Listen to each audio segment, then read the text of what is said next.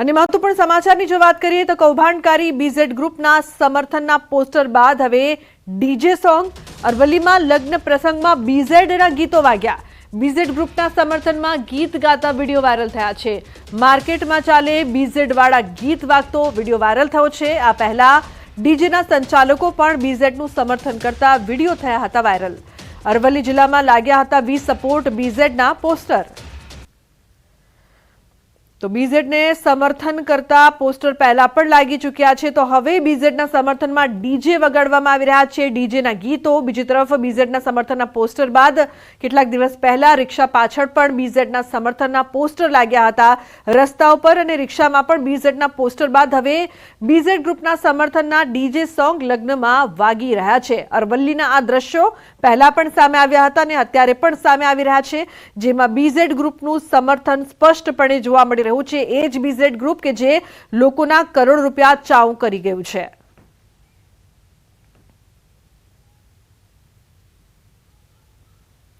અન્ય સમાચાર પોરબંદરથી। પોરબંદરમાં બસનો અકસ્માત, 2 લોકોના મોત, 15 લોકો ઘાયલ થયા છે।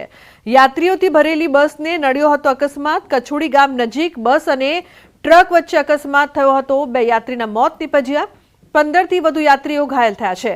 કર્ણાટકની બસ યાત્રાળુઓને લઈને દ્વારકા દર્શને જઈ રહી હતી। રાત્રિના ટ્રક અને બસ વચ્ચે સર્જાયો હતો અકસ્માત।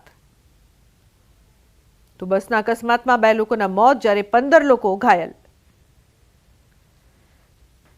મહત્વનું છે કે કછોડી ગામ નજીક બસ અને ટ્રક વચ્ચે અકસ્માત સર્જાયો હતો। તમામ લોકો છે તે મંદિરે જઈ રહ્યા હતા। 2 યાત્રીના મોત થયા છે, 15થી વધુ યાત્રીઓ ઘાયલ થયા છે। તો 15 લોકો ઘાયલ છે, જેમને હોસ્પિટલ ખાતે ખસેડવામાં આવ્યા છે। આ મામલે પોલીસ દ્વારા વધુ તપાસ કરવામાં આવશે। યાત્રીઓથી ભરેલી બસને અકસ્માત નડ્યો છે અને આ બનાવમાં કુલ ટોટલ ડ્રાઈવર સાથે મળી કુલ 19 પેસેન્જરો હાજર હતા। એમાં 2 જણા જગ્યા પર ડેડ થયેલ છે અને બીજા 9 જણા ઇન્જર્ડ થયેલ છે। જે ઇન્જર્ડ છે તેઓની સારવાર હાલ ચાલુ છે અને જે કર્ણાટક પાસિંગ બસનો ડ્રાઈવર છે એ हाल एना विरुद्ध में गुनो दाखिल करी आगनी तपास कार्यवाही चालू है। ज्योतिर्लिंग का दर्शन करके अयोध्या को जाने वाला था। अभी सोमनाथ ज्योतिर्लिंग पूजा को रात को द्वारका को जा रहे था। उस रास्ते में एक गाड़ी को हमारे ड्राइवर टक्कर दिया, तो 2 आदमी इधर मृत जा रहा, 12 आदमी को इधर छोटा मोटा जख्म हो गया। અને મહત્વપૂર્ણ સમાચારની વાત કરીએ તો રાજ્યના પાડોશમાં આવેલા સંઘ પ્રદેશ દાદરાનગર હવેલીમાં એસટી બસે અડફેટે લેતા 2 યુવકોના મોત નીપજ્યા।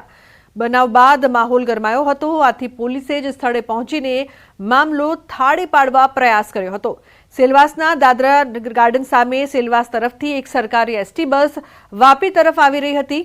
એ વખતે અચાનક જ બસ રોંગ સાઈડમાં ઘૂસી હતી અને સામેથી આવતા બાઇકને અડફેટે લીધું હતું, જેમાં બાઇક સવાર 2 લોકોના મોત થયા હતા।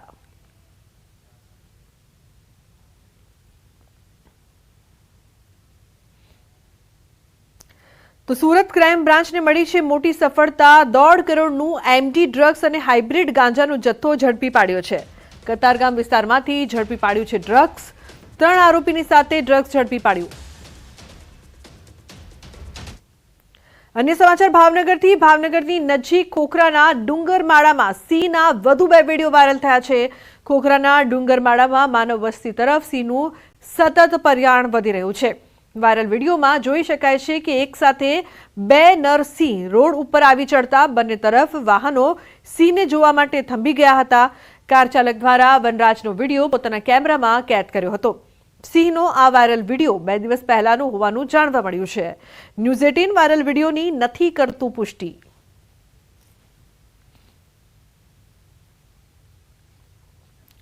તો કાર ચાલકે વિડીયો કેમેરામાં કેદ કર્યો છે। સમગ્ર ઘટના છે તે અહીં જોઈ શકાય છે। વારંવાર સિંહના આટાફેરાના દ્રશ્યો સામે આવતા હોય છે। સિંહના વધુ 2 વિડીયો છે તે વાયરલ થઈ રહ્યા છે। એક તરફ ભાવનગરના દ્રશ્યો જ્યાં રોડ ક્રોસ કરતો સિંહ જોવા મળી રહ્યો છે, તો અન્ય દ્રશ્યોમાં પણ સિંહણ છે તે જોવા મળી રહી છે। માનવ વસ્તી તરફ સિંહો આવતા હોય તેવા દ્રશ્યો વારંવાર સામે આવી રહ્યા છે। અહીં કાર ચાલકે વિડીયો કેમેરામાં કેદ કર્યો। સમાચારમાં આગળ વધીએ. વાપી મહાનગરપાલિકાનું આજે 640 સૌ પ્રથમ બજેટ રજૂ કરાયું છે. વાપી મહાનગરપાલિકાના વહીવટદાર જિલ્લા કલેક્ટર નૈમશ દવે અને મહાનગરપાલિકાના કમિશનર યોગેશ ચૌધરીની હાજરીમાં બજેટ રજૂ કરવામાં આવ્યું છે. અગાઉ વાપી નગરપાલિકા અને નવા સમાવેલા 11 ગામોનું કુલ વાર્ષિક બજેટ 173 કરોડ થયું હતું, પરંતુ નગર મહાનગરપાલિકા બન્યા બાદ બજેટમાં 4 ગણો વધારો થયો છે. નવા બજેટમાં 211 કરોડથી વધુનો ખર્ચ બાંધકામ વિભાગ માટે કરવામાં આવશે. શહેરમાં સ્વચ્છતા, આરોગ્ય, સુશોભન, એસટીપી પ્લાન્ટ, પાણી પુરવઠા અને ભૌતિક સુવિધાઓ ઊભી કરાશે. નવા સમાવેલા ગામોમાં રોડ, પાણી અને સ્વચ્છતા સહિતની સુવિધાઓ પાછળ કરોડ રૂપિયાનો ખર્ચની જોગવાઈ કરવામાં આવી છે. શહેરમાં પબ્લિક ટ્રાન્સપોર્ટ માટે પણ વિશેષ જોગવાઈ કરવામાં આવી છે. શહેરમાં કુલ 2 મોટા રિંગ રોડની પણ જોગવાઈ કરવામાં આવી છે. આમ પહેલા બજેટમાં જ વાપીમાં માળખાકીય સુવિધાઓ પાછળ કરોડ રૂપિયાનો ખર્ચ કરવામાં આવશે. શહેરમાં લોકોની સુખાકારી વધે અને સ્વચ્છતા જળવાઈ રહે તે માટે મહાનગરપાલિકા દ્વારા વિશેષ જોગવાઈ કરવામાં આવી. અગાઉ નગરપાલિકા અને 11 ગામોનું ભેગું થઈને 173 કરોડનું બજેટ હતું, જેને વધારીને મેં 640 કરોડ કર્યું છે. મહત્વની બાબત એ છે કે જે વેરા છે એ વેરામાં 1 પણ રૂપિયાનો અમે વધારો કરેલ નથી. ડ્રેનેજ અને વોટર સપ્લાયના કામો, બગીચા ડેવલપમેન્ટના કામો, સ્ટ્રીટ લાઇટ્સના કામો અને આ સિવાય થોડા સ્પોર્ટ્સ કોમ્પ્લેક્સ, લાઇબ્રેરી, સાંસ્કૃતિક ફંક્શન્સ, આ પ્રકારના પબ્લિકને ટચ કરવાના પ્રશ્નો, બધા જે વિષય છે આ બધાનો સમાવેશ કરવાનો પ્રયાસ કર્યું છે. તો સૌરાષ્ટ્રની સૌથી મોટી સરકારી હોસ્પિટલ વિવાદોમાં આવી છે. જનાના હોસ્પિટલમાં વંદાનો ત્રાસ. હોસ્પિટલમાં ઉંદર બાદ હવે વંદાનો ત્રાસ. જનાના હોસ્પિટલના વોર્ડમાં વંદાનો વિડીયો વાયરલ થયો છે. આ હોસ્પિટલમાં રોજ સગર્ભા અને નવજાત બાળકોને સારવાર અપાય છે. ત્યાં જ ગંદકી અને વંદા ઉંદરના ત્રાસથી દર્દીઓ તો ઠીક, સગાઓ પણ પરેશાન થયા છે. તો મહત્વનું છે કે જનાના હોસ્પિટલનો વિડીયો પહેલા પણ વાયરલ થઈ ચૂક્યો છે. ઉંદર બાદ હવે વંદાનો ત્રાસ. દર્દીઓ છે તે ત્રાહીમામ પોકારી ઉઠ્યા છે. હોસ્પિટલ તંત્ર શું કરી રહ્યું છે તે મોટો સવાલ. અહીં સ્વચ્છતાના અભાવની સાથે દર્દીઓ પરેશાન થાય છે, કારણ કે વારંવાર જે પ્રકારની ઘટનાઓ સામે આવે છે. ઉંદરના ત્રાસથી પહેલાથી જ દર્દીઓ પરેશાન હતા અને હવે વંદાના ત્રાસથી પણ તેઓ ત્રાહીમામ પોકારી ઉઠ્યા છે. દર્દીઓનું દર્દ. એક તરફ હોસ્પિટલમાં ઉંદરના દ્રશ્યો સામે આવી રહ્યા છે તો તેઓ ઓછા હતા કે હવે વંદા પણ વધી ગયા છે. આ બંને દ્રશ્યોમાં જોઈ શકાય છે કે આ હોસ્પિટલ તો ખોલી, પરંતુ નથી કોઈ સ્વચ્છતા, નથી દર્દીઓ માટે કોઈ પણ તકેદારી રાખવામાં આવી રહી છે.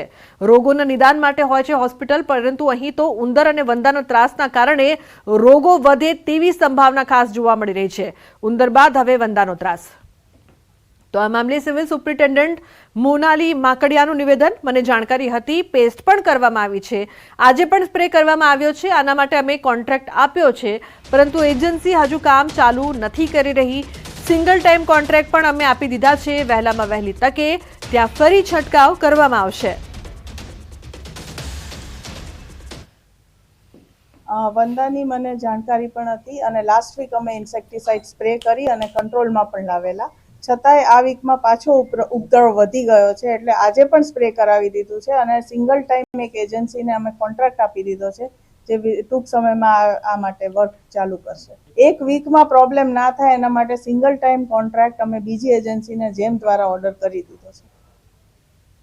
તો બીજી તરફ રાજકોટ સિવિલ હોસ્પિટલમાં વધુ એક વખત મારામારીની ઘટના બની છે. ટ્રોમા સેન્ટર પાસે મારામારીનો બનાવ. સિક્યુરિટી ગાર્ડ અને દર્દીના સગા વચ્ચે મારામારી થઈ.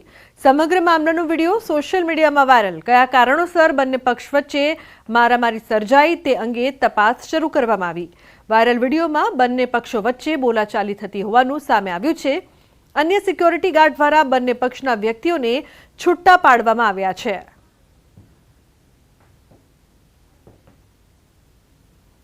સમાચારનો પ્રવાહ યથાવત રહેશે. હાલ રોકાઈશું એક બ્રેક માટે. આપ જોતા રહો ન્યૂઝ.